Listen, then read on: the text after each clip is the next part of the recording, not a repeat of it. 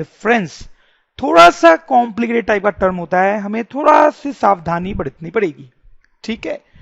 तो potential difference समझाने के लिए मैं आपको एक एग्जांपल लेता हूं, ठीक है। आप देखिए यहां टैंक में वाटर है, इस टैंक में भी वाटर है, और आप देख सकते हैं दोनों टैंक में वाटर की जो हाइट है या लेवल है वो सेम है, ठीक है, सेम लेवल है।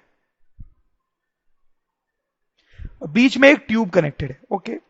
यहां भी वैसी सिचुएशन है, लेकिन यहां पे वाटर का लेवल हाई है और यहां पे वाटर का लेवल लो है, ठीक है, और यहां पे भी बीच में ट्यूब कनेक्टेड है।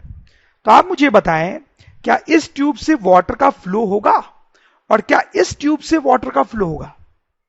बहुत आसान है, आप बिल्कुल समझ रहे होंगे कि इस ट्यूब से कोई भी वाटर फ्लो नहीं करेगा, ठीक है। इस ट्यूब में वाटर रहेगा लेकिन वो रेस्ट पे रहेगा, वाटर ना इधर से इधर जाएगा ना इधर से इधर जाएगा, ठीक है। ऐसा क्यों? क्योंकि वाटर का जो लेवल इस टैंक में है वही लेवल इस टैंक में भी है। लेकिन इस केस में क्या होगा, क्लियरली आप सोच सकते हैं कि वाटर इस तरीके से फ्लो करेगा, क्योंकि यहां वाटर हाई लेवल पे है और यहां लो लेवल पे है, सही है। तो कहने की बात यह है कि वाटर कैसे फ्लो करता है, हाई लेवल से लो लेवल की तरफ, ठीक है। अगर दोनों तरफ लेवल सेम रहे तो फ्लो नहीं करता है। वाटर कैसे फ्लो करता है, हाई लेवल से लो लेवल की तरफ। या फिर हम ऐसा भी बोल सकते हैं कि वाटर के फ्लो करने के लिए लेवल का डिफरेंस होना चाहिए, लेवल का डिफरेंस होना चाहिए, ठीक है, ओके। वाटर के फ्लो की बात तो हो गई, अब हम चार्ज के फ्लो मतलब करंट की बात करें। जैसे वाटर हाई से लो लेवल की तरफ फ्लो करता है, वैसे ही करंट जो है वो हाई पोटेंशियल से लो पोटेंशियल की तरफ फ्लो करता है, ठीक है, हाई पोटेंशियल से लो पोटेंशियल की तरफ फ्लो करता है। या फिर हम बोल सकते हैं जैसे लेवल का डिफरेंस जरूरी है वाटर फ्लो के लिए, वैसे ही पोटेंशियल का डिफरेंस जरूरी है, पोटेंशियल डिफरेंस जरूरी है करंट के फ्लो के लिए, ठीक। अभी आपको थोड़ा थोड़ा सा ही समझ में आ रहा होगा। आप सोच रहे होंगे ये पोटेंशियल क्या होता है, हाई पोटेंशियल क्या होता है, लो पोटेंशियल क्या होता है, ये पोटेंशियल डिफरेंस का मतलब क्या है। तो वो सब अब हम देखेंगे। ऐसा हम लिख लेते हैं, इंपॉर्टेंट पॉइंट है कि electric current flows from high potential to low potential. ये सिचुएशन देखें आप ऐसा सोचो कि यहां पे हमारे पास बहुत सारे चार्ज रखे हुए हैं, पॉजिटिव भी हो सकते हैं और निगेटिव भी। ये जो येलो डॉट्स आपको दिख रहे हैं वो सब डिफरेंट डिफरेंट चार्ज है, हमारे पास बहुत सारे चार्ज रखे हुए हैं, ठीक है। यहां पे एक पॉइंट ए है मेरे पास और ये पॉइंट बी है, और ये एक चार्ज है क्यू, प्लस भी हो सकता है और माइनस भी, ठीक है।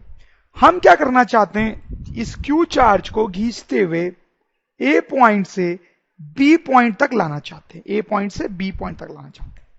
तो क्या लगता है आपको, क्या इसको यहां लाना बहुत आसान होगा या बहुत डिफिकल्ट होगा? देखो क्या हो रहा होगा यहां पे, ये जो बाकी चार्ज हैं जिनको मैंने येलो डॉट से बनाया है, वो सब इस पे फोर्स लगा रहे होंगे। हो सकता है कि ये सारे चार्ज जो हैं वो इस क्यू चार्ज को इधर की तरफ रिपेल कर रहे हो, उस पर इधर फोर्स लगा रहे हैं। तो इस चार्ज को इधर लाना हमारे लिए डिफिकल्ट हो जाएगा, हमें इस चार्ज पे इधर की तरफ फोर्स लगाना पड़ेगा, फोर्स, ठीक है। हमें मेहनत करनी पड़ेगी इसको बी तक लाने के लिए, हमें मेहनत करनी पड़ेगी, मतलब हमें कुछ वर्क करना पड़ेगा, वर्क, ठीक है। तो सपोज करो हमें डब्ल्यू अमाउंट का वर्क करना पड़ता है इस चार्ज को ए से बी तक लाने के लिए, ठीक है, डब्ल्यू अमाउंट का वर्क करना पड़ता है।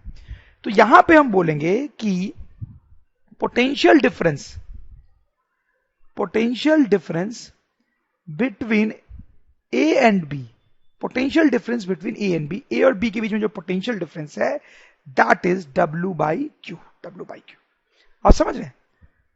W क्या है, ए से बी तक चार्ज को लाने का वर्क डन, ए से बी तक चार्ज को लाने का वर्क डन, और Q क्या है, वो चार्ज जिसको हम ले जा रहे हैं।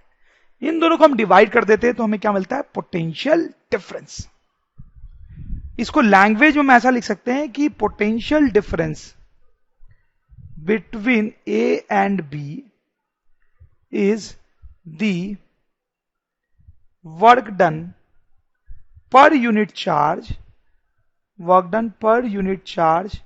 in